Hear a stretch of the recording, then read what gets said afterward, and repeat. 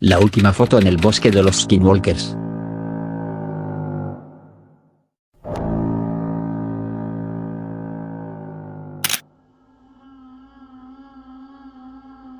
Hola gato macabro.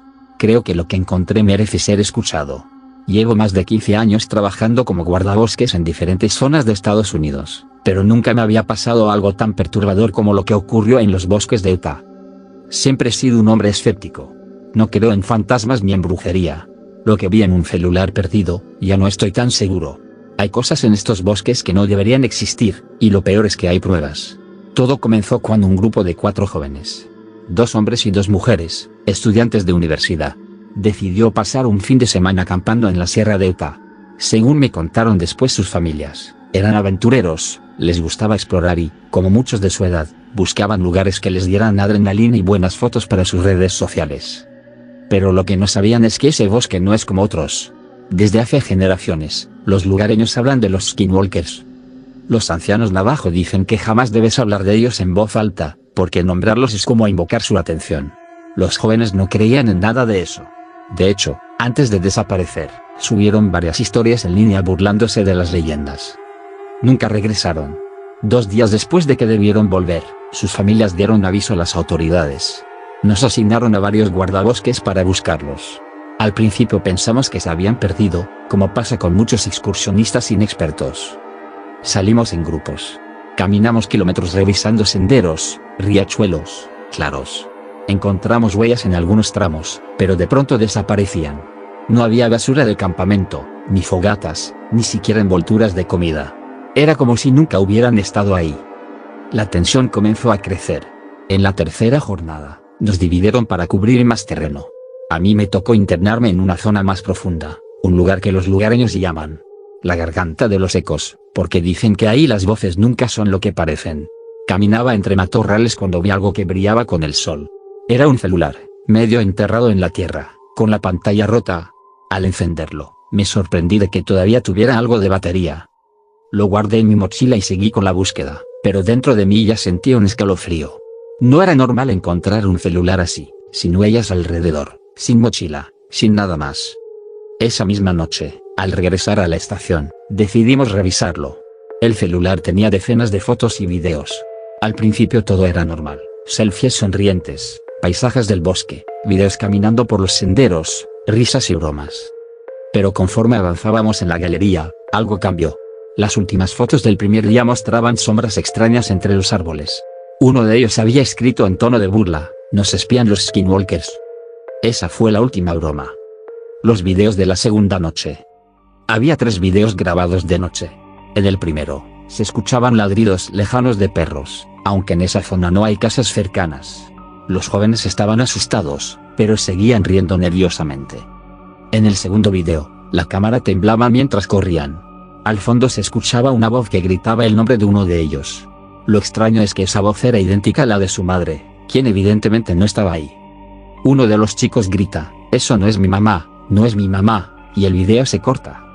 En el tercer video apenas se ven árboles iluminados por el flash. Se escuchan pasos alrededor. El celular cae al suelo y graba por unos segundos las botas de los jóvenes alejándose. Y entonces, la última imagen. Era de día, aunque borrosa. Mostraba un cartel amarillo clavado en medio del bosque, algo que no debería estar ahí. En el cartel se veía la silueta negra de una criatura humanoide, encorvada, con brazos larguísimos y garras deformes.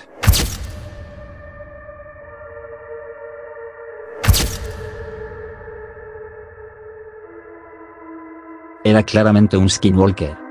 Ninguno de nosotros, ni de los guardabosques más viejos, había visto jamás un letrero así en esas tierras. El Estado no pone ese tipo de señales. No existen. Esa foto nos dejó helados. Algunos compañeros dijeron que era una broma de los mismos jóvenes, que alguien fabricó el cartel y lo pusieron ahí para asustar. Pero si hubiera sido así, ¿por qué no se encontró nunca? ¿Por qué desaparecieron sin dejar rastro? Otros aseguraban que la foto era una advertencia de los pobladores de la región. Los jóvenes nunca aparecieron. No hubo cuerpos, ni mochilas, ni restos de ropa. Nada. Como si la tierra misma se los hubiera tragado. El caso se archivó como desaparición no resuelta, pero todos sabemos que no fue un accidente. Los videos y la última foto son prueba de que algo los cazó. Lo más perturbador es que desde entonces otros excursionistas aseguran haber visto ese mismo cartel en diferentes lugares del bosque. Siempre en sitios apartados, siempre donde la señal se pierde. Cuando vamos a revisarlos, no hay nada. Advertencia. Yo ya no soy el mismo después de eso.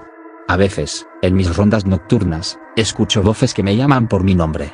A veces siento que alguien me sigue entre los árboles, aunque sé que voy solo. Y cada vez que un perro ladra en la distancia, me tiemblan las manos. Por eso te escribo, gato macabro.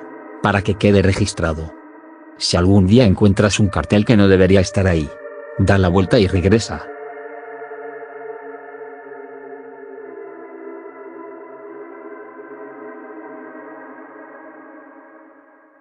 Todos los policías que patrullaban este pueblo renunciaron.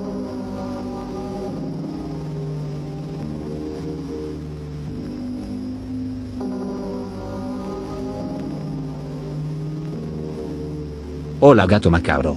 No me atrevo a dar mi nombre real por miedo a que se burlen o, peor aún, a que alguien de ese pueblo intente callarme. Pero lo que voy a contarte me ocurrió de verdad. Yo trabajaba como policía rural, asignado a varios pueblos de la Sierra Norte de Puebla, comunidades pequeñas y aisladas donde los caminos son de terracería. En esa zona, los relatos de brujas, nahuales y aparecidos no son novedad, pero lo que viví ahí fue distinto. Cuando llegué, lo primero que me dijeron los mismos pobladores fue una regla que todos conocen y cumplen desde hace generaciones. Si escuchas a los perros ladrar desesperados, corre a tu casa, enciérrate y no salgas hasta que amanezca. Yo, siendo de ciudad, pensé que era una superstición más. Algo para asustar a los foráneos, pero los pobladores hablaban con una seriedad que me incomodó. Nadie lo decía riendo, ni como un cuento. Era una advertencia real. Mi primera noche en el pueblo fue tranquila. Patrullé con un compañero mayor, un hombre que ya había trabajado en esos caminos. No pasó nada, salvo un par de pleitos de cantina. La segunda noche fue similar, solo calles vacías y un silencio profundo. Pero la tercera noche fue cuando todo cambió. Eran casi las 2 de la madrugada. Conducíamos despacio por la calle principal del pueblo, cuando de pronto los perros comenzaron a ladrar al mismo tiempo. No era que hubieran visto un gato o a otro perro. Era un escándalo desesperado. Los escuchabas llorar entre ladridos, golpeando las rejas, intentando escapar, como si algo invisible caminara frente a ellos. Mi compañero apagó el motor de la patrulla y me miró con los ojos muy abiertos. Ya empezó, me dijo en voz baja. ¿Qué cosa?, pregunté, confundido. No respondió. Solo sacó un crucifijo pequeño de su bolsa y lo apretó contra el pecho. Entonces, la escuchamos. Un chillido. Doloroso. No sonaba humano, era como un lamento mezclado con un rugido. Una especie de llanto que se quebraba en un grito aterrador. Había neblina, apenas podíamos ver a unos metros. Y entonces, bajo un poste de luz al final de la calle, apareció. Era una mujer alta, muy delgada, con el cabello larguísimo y despeinado, tanto que le cubría casi todo el rostro. Llevaba un vestido blanco, rasgado y manchado de tierra, que arrastraba en el suelo. Lo que me dejó sin palabras fueron sus manos. De sus dedos colgaban garras largas, negras y retorcidas, que brillaban bajo la luz del poste. Eran tan grandes que llegaban casi al suelo. Se quedó quieta, respirando fuerte, como un animal acechando. Luego levantó la cabeza y, entre el cabello, se vieron 2 ojos brillantes, oscuros. Yo intenté sacar mi arma, pero mi compañero me detuvo. Estaba al lado, paralizado. Ella dio un paso hacia adelante y arrastró las garras contra la pared de una casa. El chirrido fue tan fuerte que me lastimó los oídos. En la pared quedaron marcas profundas, como si la cal se hubiera desmoronado con solo un toque. En ese instante lo entendí, no era una bruja, era un nahual. Una mujer que había dejado lo humano atrás y ahora era algo monstruoso. De pronto lanzó un alarido. Mi compañero reaccionó y arrancó la patrulla. La camioneta rugió y aceleró con todas sus fuerzas. Pero cuando miré por el retrovisor, casi pierdo el control. Ella corría detrás de nosotros. No corría como una persona normal, lo hacía como un animal, doblando sus extremidades. Cada zancada era tan larga que parecía que sus huesos se rompían y se acomodaban de nuevo. Su silueta deformada se iluminaba con las luces traseras de la patrulla. De pronto, desapareció. Llegamos a la comandancia temblando. Mi compañero cerró la puerta con llave y no me dijo nada más. Solo se sentó, encendió un cigarro y se quedó callado. Con el paso de los días, fui entendiendo más. Nadie hablaba de ella abiertamente. Solo decían: la que camina de noche. Todos evitaban salir después de las 10. Las puertas aseguradas con maderas y candados. Los niños no jugaban afuera en la noche. Nadie andaba por las calles después del anochecer. Y siempre, se repetía la misma advertencia. Si los perros ladran, enciérrate. Lo peor fue cuando comenzaron los rumores de desapariciones. Una gallina aquí, un borrego allá, hasta que se habló de personas. Nadie lo confirmaba, pero la mirada de miedo en los pobladores lo decía todo. Pasaron unas 2 semanas. Yo ya estaba al borde de renunciar. Dormía mal, comía poco, y cada vez que escuchaba a un perro ladrar en cualquier lugar, el corazón se me aceleraba. Esa noche, sin embargo, fue la última. Otra vez, los perros comenzaron a ladrar como locos. Mi compañero y yo nos miramos, sabiendo lo que venía. Avanzamos lentamente hasta llegar al borde del pueblo. Fue entonces cuando escuchamos algo distinto. No eran solo los perros. Eran gritos humanos. Aceleramos y vimos humo saliendo de una casa. La puerta estaba destrozada. Al entrar, encontramos un caos. No había nadie dentro. Ni un solo miembro de la familia que vivía ahí. Pero en el piso de tierra había huellas enormes, profundas, con forma humana pero deformada, como si alguien con patas alargadas y garras hubiera caminado por toda la casa. Algo muy turbio es que, en una de las paredes, había marcas de líquido rojo. Salimos corriendo. No esperamos más. Subimos a la patrulla y nos fuimos directos a la comandancia. Esa misma noche decidimos renunciar. Y no fuimos los únicos. En menos de una semana, todos los policías rurales dejaron el puesto. Nadie quiso quedarse a enfrentar lo que habitaba en ese pueblo. Gato macabro, desde esa noche he intentado olvidar. Pero no puedo. Porque sé que esa mujer nahual sigue ahí.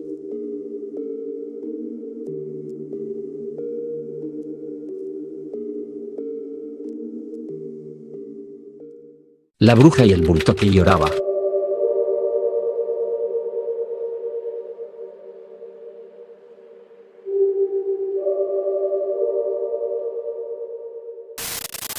Hola gato macabro.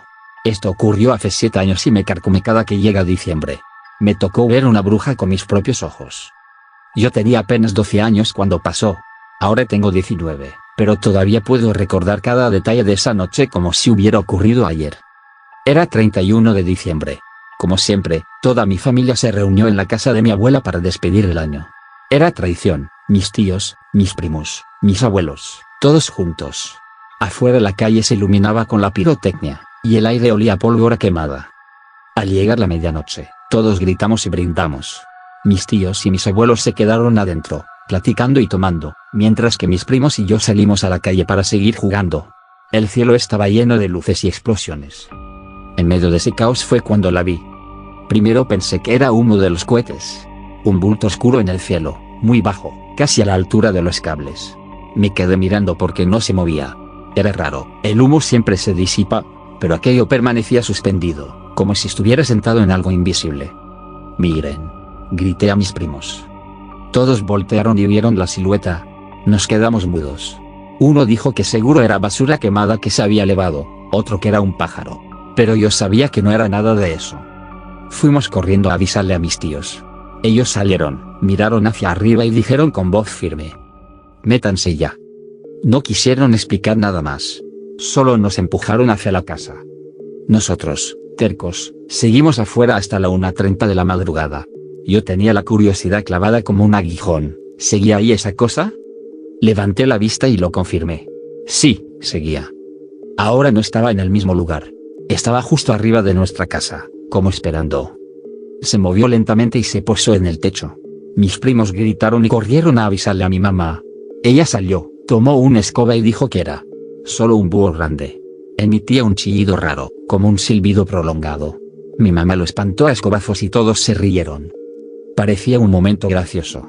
Pero lo que vino después no fue ninguna broma. Yo estaba parado en la esquina de la calle cuando lo escuché. Una risa. No era humana. Era un alarido chillón. No sé cómo explicarlo. Miré hacia el techo y lo vi. La cosa ya no tenía forma de búho. Era una mujer. Estaba encorvada, con un cabello largo colgaba como raíces podridas. Su rostro. Jamás lo olvidaré, no tenía ojos. Solo cuencas negras, hundidas, de donde goteaba un líquido espeso. Sus dientes eran enormes, amarillos, torcidos, asomando entre unos labios resecos. Su lengua. larguísima, morada, arrastrándose como un animal vivo. En sus brazos sostenía un bulto.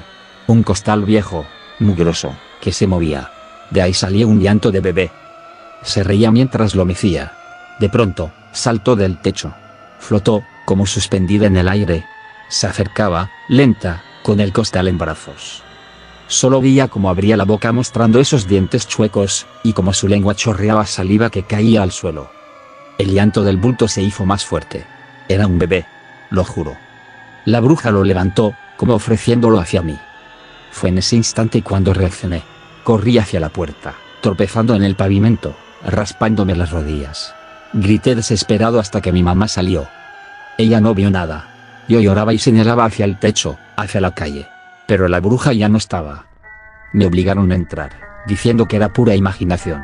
Los días siguientes, las cosas se pusieron extrañas en mi casa. Discusiones entre mis papás. En menos de 2 meses, mi familia se desmoronó. Mis padres se separaron. Mis tíos dejaron de hablarse. Yo nunca he dejado de pensar que esa bruja tuvo algo que ver. Desde entonces no pasa diciembre sin que sueñe con ella. Siempre aparece la misma imagen. No sé qué había dentro de ese bulto realmente. No sé si era un bebé o un animal. Solo sé que esa noche perdí la inocencia.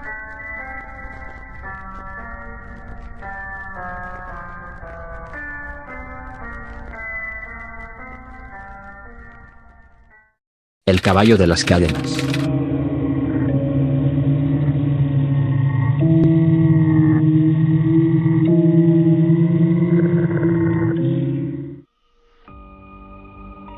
Hola gato macabro. Quiero contarte una historia que para mí es muy especial y muy aterradora.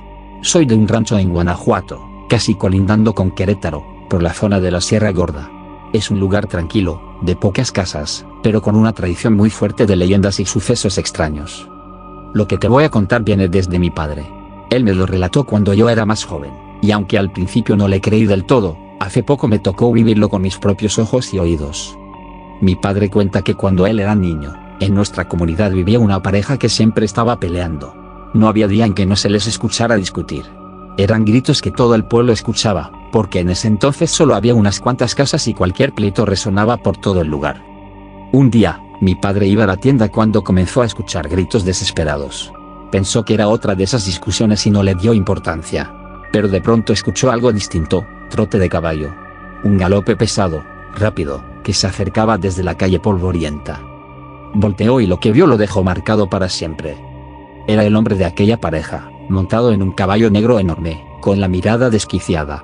El animal bufaba, echando vapor por la nariz, y lo más escalofriante era lo que arrastraba detrás.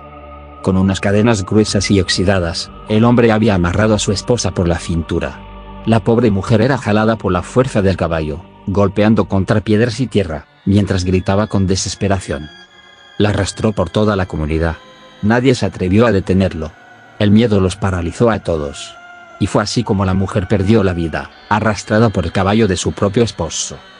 Cuando al fin detuvieron al hombre, él solo decía que lo había hecho porque ella lo engañaba. Fue llevado a prisión. Pero ahí no terminó la historia. Mi padre asegura que días después, a la misma hora en que aquella mujer murió, se comenzaron a escuchar cosas extrañas. Primero el galope de un caballo que no se veía. Luego el sonido de las cadenas arrastrándose por la tierra. El pueblo entero lo escuchó más de una vez. Y con el tiempo, se volvió una leyenda. Yo, sinceramente, nunca le di importancia. Decía que eran exageraciones, pero hace unos días me tocó vivirlo. Eran como las 3 de la madrugada.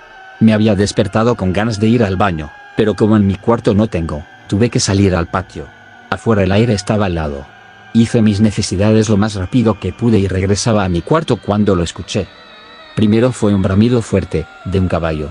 Era tan real que me detuve. Sentí que la sangre me bajaba de golpe.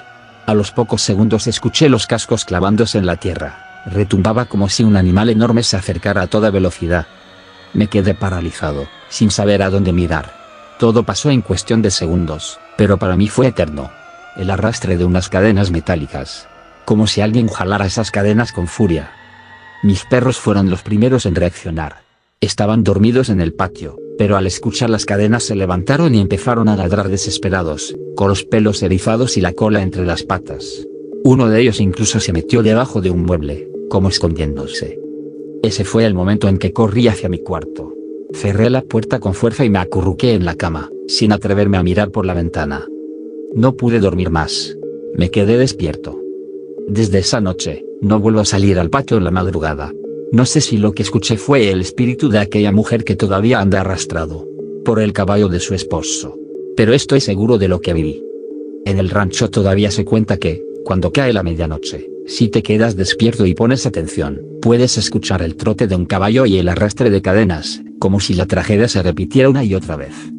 Yo no quiero volver a comprobarlo.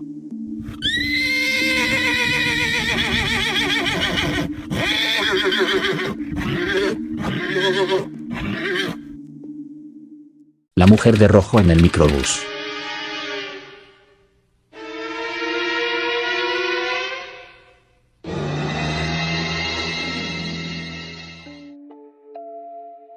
Hola gato macabro. Te quiero contar algo que me pasó hace algunos años y que jamás he podido olvidar. Fue tan extraño, tan perturbador, que cada vez que lo recuerdo siento que el estómago se me revuelve y me da escalofrío en la espalda. Era Semana Santa. Mis hijos y yo veníamos de la iglesia. Había sido una misa muy larga, de esas que se extienden porque el padre quiere hablar de cada detalle de la pasión. Cuando terminó, ya eran casi las 10 de la noche. La calle estaba desierta, apenas con las luces amarillas de los postes iluminando pedazos de la acera. Abordamos un microbús para regresar a casa. Éramos los únicos pasajeros. Solo mis hijos, yo y el chofer. Me senté cerca de la ventana, con los niños medio dormidos apoyados en mis brazos. El motor del micro hacía un ruido constante, como un zumbido grave, y por la soledad del trayecto sentí un vacío extraño, como si algo faltara o como si alguien nos vigilara desde la oscuridad. Faltaban unos 100 metros para llegar a nuestra parada cuando el chofer se detuvo. Había una parte de la carretera que subía bastante y él quería revisar si podía agarrar vuelo para subir sin problemas. Fue en ese momento cuando la vi. Una mujer bellísima estaba sentada cerca de mí. No sé en qué momento se había subido, porque al arrancar del paradero éramos solo nosotros. Su presencia era imposible de ignorar. Vestía un vestido rojo corto, con un escote profundo en la espalda. Su cabello negro brillaba bajo la luz tenue del micro, y sus labios pintados de rojo parecían recién pintados, como sangre fresca. Me quedé paralizado. No por atracción, sino porque había algo antinatural en ella. Era hermosa, pero en una forma que daba miedo, como esas flores venenosas que atraen insectos para matarlos. La mujer permaneció unos segundos en silencio. Mis hijos seguían adormilados, sin darse cuenta de nada. Entonces, sin decir palabra, se levantó y caminó hacia la puerta trasera. Ahí pasó lo primero raro. Cuando bajó, el micro se movió como si hubiera descendido un elefante. El piso rechinó, la suspensión se hundió, y el chofer incluso volteó con cara de sorpresa. Estoy seguro de que pensó que era por lo empinada de la subida, pero no. Era por ella. Mientras la mujer descendía, mis ojos se fijaron en algo siniestro. Por debajo del vestido rojo, corto y brillante, se movía una cola larga y peluda. Era negra y se agitaba con fuerza, como la de un animal salvaje. La arrastraba detrás de sí mientras bajaba. Me persigné de inmediato y lo único que pude decir fue: Ave María Purísima. El chofer arrancó sin mirar atrás, como si también hubiera visto algo aterrador. Yo apreté a mis hijos contra mi pecho y no dije nada. No era una mujer. No era humana. Con el tiempo, platicando con gente del rancho y de los pueblos cercanos, me enteré de algo que me dejó muy asombrado. Muchos decían que en Semana Santa, sobre todo en las noches de vigilia, se aparecen demonios disfrazados de mujeres hermosas, buscando a quien tentar o a quien llevarse. Siempre vestidas de rojo, siempre con una belleza imposible de ignorar. Y todos los relatos coinciden en lo mismo: cuando se van, dejan ver lo que esconden. Una cola peluda. Lo que más me da miedo no fue verla, sino pensar en lo que hubiera pasado si yo me hubiera quedado solo en ese micro. Desde entonces, cada vez que subo a un transporte público de noche, lo primero que hago es observar detenidamente a todos los pasajeros. La mujer de rojo quedó grabada en mí. Y no hay noche de Semana Santa en la que no la recuerde, como si todavía me vigilara.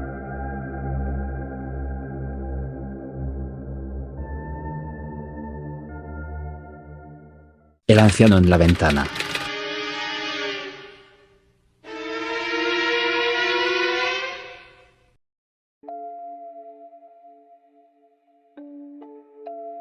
Hola gato macabro. Te escribo para contarte algo que nunca le había dicho a nadie más que a mi papá, a mi abuelo, un vecino y yo mismo. Desde que pasó, Jamás pude volver a tener tranquilidad en la casa de mi abuelo. Mi papá es policía. Lo ha sido desde que tengo memoria. Mi mamá también lo era, pero la perdí de vista cuando tenía 5 años. Ese año fue muy duro para mí, y lo recuerdo con tristeza. Pero al cumplir 6, mi papá decidió que estudiara en una primaria cerca de la casa de mi abuelo, para que él pudiera cuidarme en las tardes. Al principio fue bueno. Pasaba de lunes a viernes en casa de mi abuelo. A veces mi papá pasaba rápido a dejarme tacos o una hamburguesa, cuando le tocaba patrullar cerca. Poco a poco me acostumbré a la rutina. Era como si en la casa de mi abuelo el tiempo se detuviera. En ese tiempo empecé a escribir un cuaderno. Lo llevaba conmigo a todas partes. Ahí ponía todo lo que pensaba, lo que sentía, lo que me daba miedo. Era como mi refugio. Unos meses después, mi abuelo sufrió una caída que lo dejó con problemas en una pierna.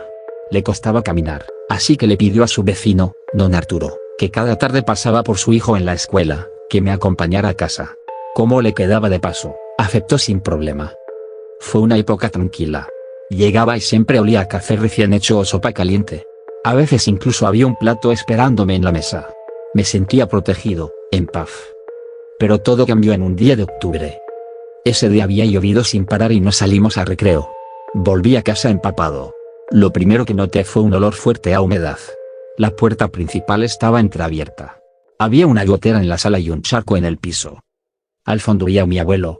Estaba parado frente a la ventana que daba al pasillo trasero, un lugar lleno de cosas viejas. Ya llegué, dije. Él no respondió. Ni siquiera volteó a verme. Pensé que no me había escuchado. Me fui directo a mi cuarto para cambiarme. Pero mientras me quitaba los zapatos escuché algo que me erizó la piel, un quejido, como un gemido ahogado.